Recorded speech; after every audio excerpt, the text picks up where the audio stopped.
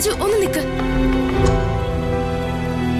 എന്നോട് ദേഷ്യത്തിലാണെന്ന് എനിക്കറിയാം. അറിയാലോ, പിന്നെ എന്തിനാ കാണാമെന്ന്?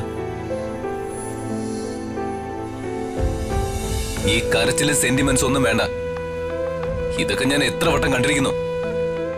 എന്റെ മുമ്പില് ഈ വേഷം കെട്ടലൊന്നും വേണ്ട രമ്യ. ഞാൻ രാജുവിന്റെ മുൻപില് പലതരം വേഷം കെട്ടലുകൾ കാണിച്ചിട്ടുണ്ട്. പക്ഷെ എന്തൊക്കെയായാലും അതിനെല്ലാം ഒരൊറ്റ അർത്ഥമേ ഉള്ളൂ. എനിക്ക് രാജുവിനോടുള്ള സ്നേഹം ഇന്നോ ഇന്നലെയോ തുടങ്ങിയതല്ല. ഈ പ്രണയത്തിന് എന്റെ പ്രായത്തോളം പഴക്കമുണ്ട്. ഇതിനൊക്കെയുള്ള മറുപടി ഞാൻ എത്രയോ പ്രാവശ്യം നിന്നോട് പറഞ്ഞതല്ലേ രമ്യ? പറഞ്ഞതാ, ഞാൻ കേട്ടതോ. പക്ഷെ എത്ര ശ്രമിച്ചിട്ടും എന്റെ മനസ്സിൽ നിന്ന് രാജുവിനെ മായ്ച്ചു കളയാൻ പറ്റുന്നില്ല.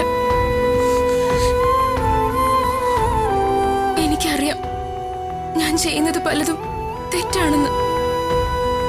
പക്ഷെ എന്റെ ലോകം രാജുവിനോടൊപ്പം ഉള്ളത് മാത്രമാണ്. രാജുവിനെ എനിക്ക് വേണം. എനിക്ക് മാത്രമായിട്ട് വേണം. എന്തൊരു കഷ്ടം രമ്യ ഇതൊക്കെ. രാജു എത്ര വേണമെങ്കിലും എന്നെ കളിയാക്കിക്കോ, എത്ര വേണമെങ്കിലും എന്നെ വഴക്കും പറഞ്ഞു. രാജുവിന് കല്യാണം കഴിക്കണമെന്നുള്ള ഒറ്റ ആഗ്രഹത്തില ഞാൻ ഈ തെറ്റൊക്കെ ചെയ്യുന്ന. എന്നോട് ക്ഷമിക്കണം. രാജു ഇല്ലാത്തൊരു ജീവിതം എനിക്കില്ല. രാജു എന്നെ മറന്നു കഴിഞ്ഞ ഞാൻ മരിക്കും.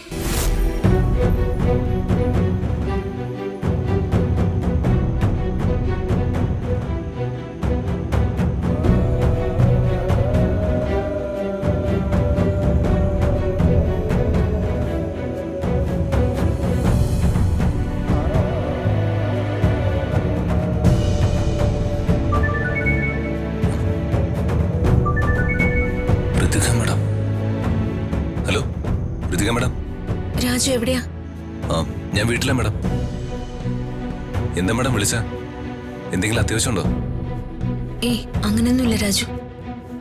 ഞാൻ വെറുതെ ടെൻഷൻ വന്നപ്പോ രാജുനെ വിളിച്ചതാ. ടെൻഷനോ? എന്താ മാഡം?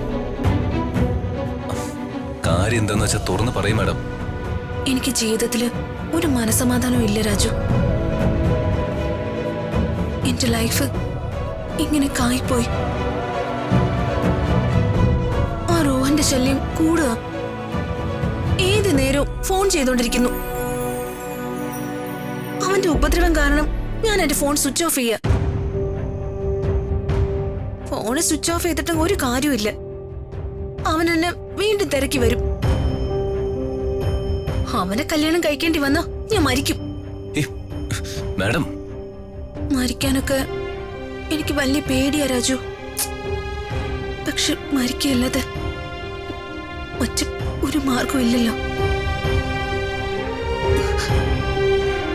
മാഡം